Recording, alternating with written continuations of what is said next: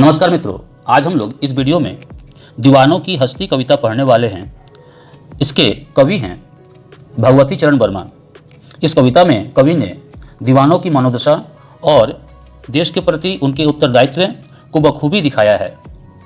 यहाँ दीवानों का अर्थ आज़ादी के दीवाने है, यानी जो देश की आज़ादी के लिए कुछ भी करने के लिए तैयार रहते हैं, अपना सर्वस्व त्यागने के लिए तैयार रहते हैं। यहाँ उन देशभक्तों की बात की गई है।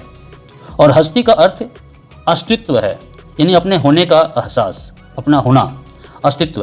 तो यहाँ इस कविता में इस आज़ादी के दीवाने यानी देशभक्तों के अस्तित्व के बारे में बताया गया है, उन्हीं के द्वारा, उन दीवानों के द्वारा ही। तो आइए हम इस कविता में देखते हैं कि दीवाने, आज़ादी के दीवाने क्या कहते हैं। कह रहे हैं कि हम दीवानों की क्या हस्ती। जैसा कि कहा गया है कि इन दीवानों के लिए देश ही सब कुछ है। देश की आज़ादी, देश की गरिमा ही इनके लिए सब कुछ है। और इस देश की गरिमा, देश की आज़ादी के सामने ये कहते हैं कि इनकी कोई हस्ती नहीं है, इनका कोई अस्तित्व नहीं है। अर्थात देश ही इनके लिए सर्वोपरि है, देश की आज़ादी ही इनके लिए सब कुछ है और इसी आज़ादी के लिए वह लड़ते रहते हैं। तो हम दीवानों की क्या हस्ती है, आज यहाँ कल वहाँ चले। और इस आज़ादी के लिए इन्हें यहाँ वहाँ आना जाना पड़ता है। इनका कोई एक ठौर ठिकाना नहीं है आज यहाँ कल वहाँ चले। तो आज यहाँ रहते हैं तो कल कहीं और चले जाते हैं। मस्ती का आलम साथ चला, लेकिन ये आज़ादी के दीवाने जहाँ भी जाते हैं वहाँ अपने साथ खुशी का माहौल, आलम का अर्थ माहौल भी होता है, संसार भी होता है, और मस्ती मतलब खुशी। तो खुशी का संसार, खुशी का माहौल अपने साथ लेकर जाते हैं। हम धूल उड़ाते जहाँ चले। तो धूल उड़ाना मुहावरा है जिसका अर्थ अत्यंत खुश होना, यानी खुशी उड़ाते हुए, सबको खुश करते हुए भी वे जहाँ जाते हैं वहीं पर मस्ती का आलम छा जाता है। पूरा वातावरण, पूरा माहौल खुशी से भर जाता है। कवि आगे लिखते हैं, दीवानों के माध्यम से दीवाने कहते हैं कि आए बनकर उल्लास अभी। उल्लास का अर्थ खुशी। तो ये आज़ादी के दीवाने देश की आज़ादी के लिए जिस जगह भी जाते हैं उस जगह में खुशियाँ आ जाती है। सभी लोग खुश हो जाते हैं इन्हें देखकर, उनके मन में उत्साह जग जाता है, आनंद का माहौल बन जाता है। इसलिए कह रहे हैं कि आए बनकर उल्लास अभी, ये सभी के लिए उल्लास बनकर आते हैं, खुशी बनकर आते हैं।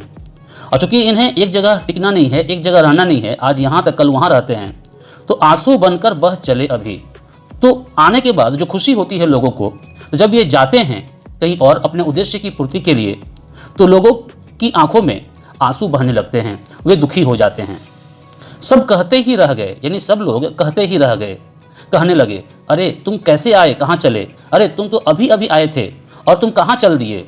यानी कुछ दिन रुको, कुछ देर रुको, हमारे बीच रहो, तुम्हारे रहने से हमें खुशी प्राप्त होती है, और यदि तुम चले जाओगे तो हमें दुख होगा। किस ओर चलो, किस ओर चले मत पूछो। यहाँ आज़ादी के दीवाने कहते हैं कि वे किस ओर जाएंगे, कहाँ जाएंगे, यह उनसे नहीं पूछना चाहिए, क्योंकि उन्हें खुद नहीं मालूम होता है। चलना है, उनके जीवन का एकमात्र उद्देश्य चलना है, क्योंकि चलना ही जीवन है। उन्होंने अपने जीवन का उद्देश्य बनाया है देश को आज़ाद करना, इसलिए वह एक जगह रुक नहीं सकते हैं। वह चलना चाहते हैं, चलते रहना चाहते हैं, ताकि वह देश को आज़ाद कर सके। चलना है बस इसलिए चले, इसलिए वह चलते जा रहे हैं, क्योंकि जब तक उनका उद्देश्य पूरा नहीं होगा उनका चलना भी खत्म नहीं होगा, और चलने में ही उनके जीवन का उद्देश्य है। आगे कहते हैं कि जग से उसका कुछ लिए चले, यानी जहाँ भी वह जाते हैं तो वह लोगों के दुख को बांटने की कोशिश करते हैं, यानी लोगों के दुख को लेते हैं। जग से, यानी जग मतलब संसार, संसार के लोग, तो जग से उसका कुछ लिए चले, उनके दुख को लिए चलते हैं, और जग को अपना कुछ दिए चले। और जग के लोगों को, संसार के लोगों को वे सुख की आशाएं, देश की आज़ादी की संभावनाएं, स्वप्न वह देकर जाते हैं। और लोगों में यह आशा बनती है कि आज नहीं तो कल हमारा देश आज़ाद होगा, उन्हें खुशियाँ मिलेगी, उनके दुख दूर होंगे। दीवाने कहते हैं कि दो बात कही, दो बात सुनी। तो जब आज़ादी के दीवाने लोगों से मिलते हैं तो उन दोनों के बीच बातचीत होती है। तो वे अपने जीवन के उद्देश्य के बारे में बताते हैं और दूसरों के जीवन के बारे में भी सुनते हैं, यानी जिन लोगों से मिलते हैं उनके बारे में भी सुनते हैं। इसलिए कहा जा रहा है कि दो बात कही दो बात सुनी, कुछ हंसे और फिर कुछ रोए। लोगों की बातों को सुनकर उन्हें दुख भी होता है, क्योंकि जब लोग अपने कष्ट के बारे में, अभाव के बारे में बताते हैं तो उन्हें दुख होता है और उस समय उन्हें रोना आता है। लेकिन जब वो अपने बारे में, अपने जीवन की उमंग के बारे में, उत्साह के बारे में बताते हैं तो हंसते हैं, खुश होते हैं। तो उनकी बातचीत में सुख और दुख दोनों होता है। तो कुछ हंसे और फिर कुछ रोए, छककर, जी भरकर, छक्कर मीन्स जी भरकर, सुख दुख के घूंटों को, यानी जो सुख और दुख जीवन में है उस घूंटों को हम एक भाव से पिए चले, बिना भेदभाव किए उसे वे ग्रहण कर लेते हैं, पी लेते हैं। यानी ये लोगों से बातचीत करते समय जो सुख और दुख को महसूस करते हैं उसे वे समान भाव से अपनाते हैं। दीवानों के माध्यम से कवि लिखते हैं कि हम भिखमंगों की दुनिया में स्वच्छंद लुटाकर प्यार चले।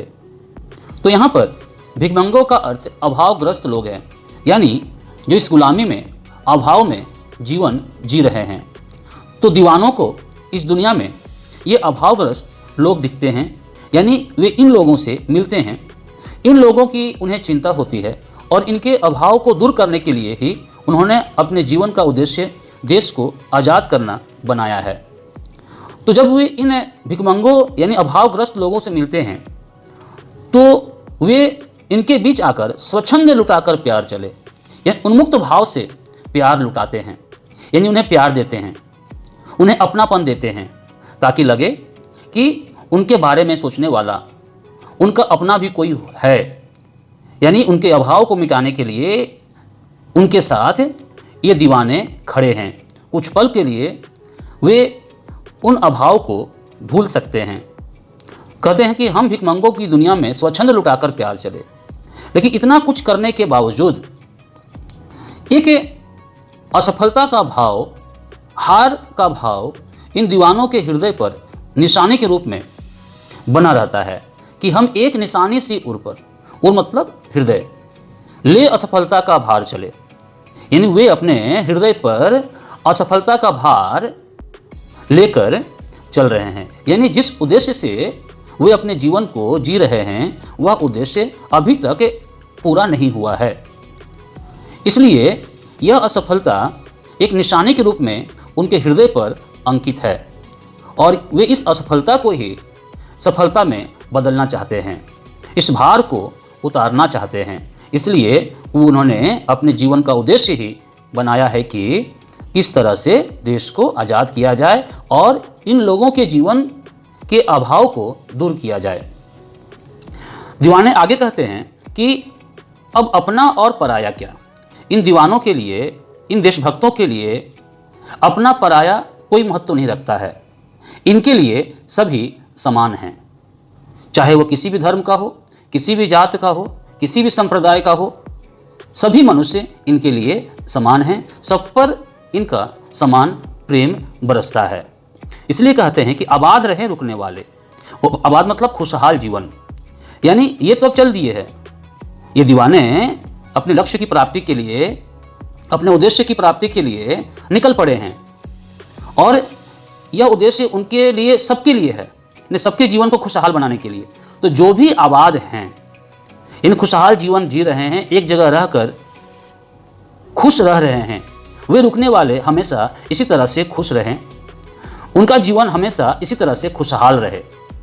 इसलिए कवि कह रहे हैं कि अब अपना और पराया क्या, आबाद रहे रुकने वाले। हमारे लिए तो सभी लोग समान हैं, चाहे किसी जात से, धर्म से हो, और हम तो जा रहे हैं, लेकिन जो भी यहाँ रुके हुए हैं उनका जीवन खुशहाल रहे।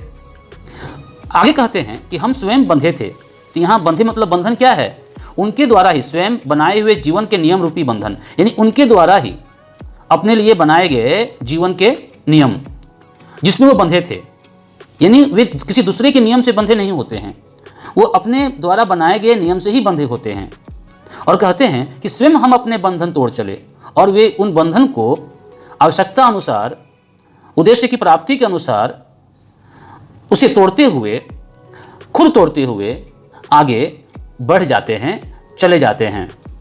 इस तरह से इस पूरी कविता में भगवती चरण वर्मा ने इन देशभक्तों, इन दीवानों के कार्यों का वर्णन किया है और दिखाया है कि इन दीवानों का जो जीवन है वह अपने लिए नहीं होता है बल्कि लोगों के लिए होता है। वे दूसरों के उपकार के लिए अपने जीवन को निछावर कर देते हैं।